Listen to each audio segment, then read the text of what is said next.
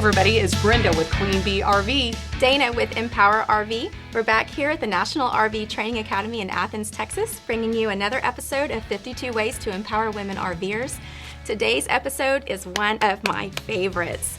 We have developed a course called Life Safety Essentials. It's one of our most popular, requested courses for the women that we teach. And you can guess why. Because everybody wants that security, that safety, knowing they're doing everything they can to preserve their life, the people that they bring with them, and those around them. So today we're going to be talking about my favorite topic, which is towing and hitching, and the checklist that I've created to share with the women at the events. Everybody's checklist is going to be modified a little bit, just giving you that caveat, because it just really depends on what kind of a vehicle you're towing with or if you drive a motorized.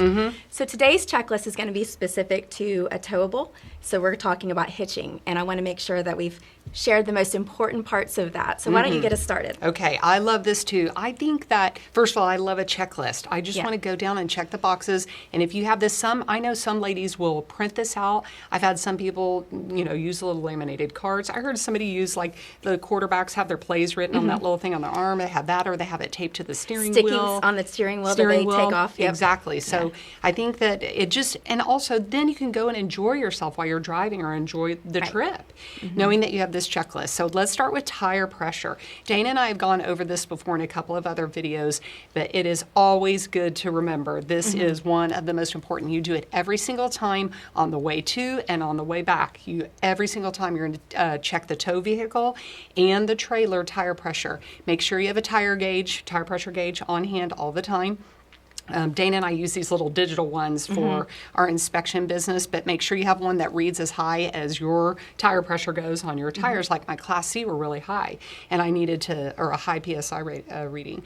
So do that when the tire pressure is cold, and that means before the trip, before you've been driving on the tires, because then eventually, once you start driving, heat will build up in there, and it'll affect the tire pressure reading. So do it when they're cold. We have another video that we've done teaching you where to see the PSI rating for your tires on the sidewalls and also on the data plate of your rig.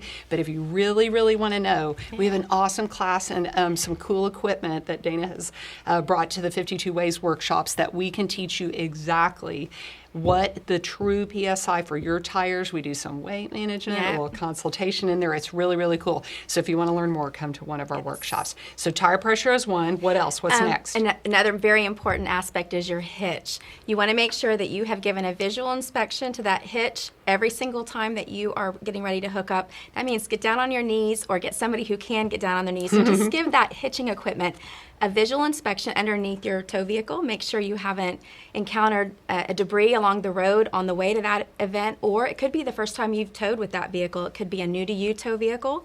You want to make sure that hitching equipment is in good repair. Like there's no obvious rust areas, no cracking, no anything that looks ominous that might, you might be questioning. So give that a visual look. Make sure that your hitching equipment, you have the little locks for your coupler and your ball, once you've attached your tow vehicle to your trailer, that you have some way to make that lock stay. It could just be a little slide lock. It could be an actual keyed lock. Just make sure you have something that goes right through that hole. Got it. And you'll see that on our slide. You also want to make sure that you have your chains crossed and connected in the right places on your camper and your tow vehicle. You also want to make sure that you have your breakaway cable. So that whole hitch system is so important, and putting a visual eye on that actual hitch, and then just making sure that you have checked every part of that hitching and connection system when you're hooked up is super important. Okay, I love it. Next, the wheel chocks. We had chocks in place either while we were camping or while it was parked. And so when you're getting ready to move away, first of all, you're going to do those on the front and backs of a set of tires. And you can do it just on one side, or you can do it on all of them. But you're doing that to make sure that when you do raise your tongue jack, or if you're on your fifth wheel or your landing gear, that the trailer doesn't roll while you're doing your tug test or some other things. Even slightly adjust. Sometimes that's a scary feeling when it releases and that tongue jack, it just moves just ever so slightly. Your heart sinks. So just make sure those wheels are always chocked. So chocks, and then when we're leaving, we want to make sure we remove them so that we don't bounce over them. So remove the chocks. Yep, remove the chocks. You want to make sure your trailer lights are working. So you've connected your 7-pin to your tow vehicle. You're going going to go to your tow vehicle, turn on those hazards, and then get out and make a full walk around of that trailer and make sure the exterior hazards are showing on the back of the trailer. You can even go as far as checking your right blinker, your left blinker, everything, but usually the hazards are, if they're working, then everything's good. Just to make sure you haven't gotten debris caught inside that 7-pin. Well, if you've been camping in a storm and there's been wind, that nothing has gotten in those connections, preventing, even though you think you're plugged in, preventing something from making that electrical connection. So you want to make sure you have a visual on that as well. And one more about that, the 7-pin and then the electric wheel brakes are being powered through that 7-pin, and that is one more little reminder that coach battery needs to be charged. Oh, yes. Because if you did become separated from the tow vehicle, then those emergency brakes are not going to be activated if you don't have a fully charged battery. So the last thing, can you go over the mirror placement? Oh, of course. So let's do one quick final walk around before we get back in the trailer. But we'll do a final walk around, make sure that your vent fans are closed, all your windows are closed, that you have actually put the caps back on city water supply or black tank flush. Make sure your sewer connection is nice and tight. You don't want to be that person driving down the road. I've driven with my satellite antenna up before. I mean, there's all these things. Steps are super important. We sometimes forget those steps, folding them back up, make sure they're nice and secured to underneath the side of your trailer. So that last little walk around when everybody else is in the vehicle ready to go and you're not being distracted, that you can actually lay eyes on every part up and down. So you're looking down to make sure you've picked up.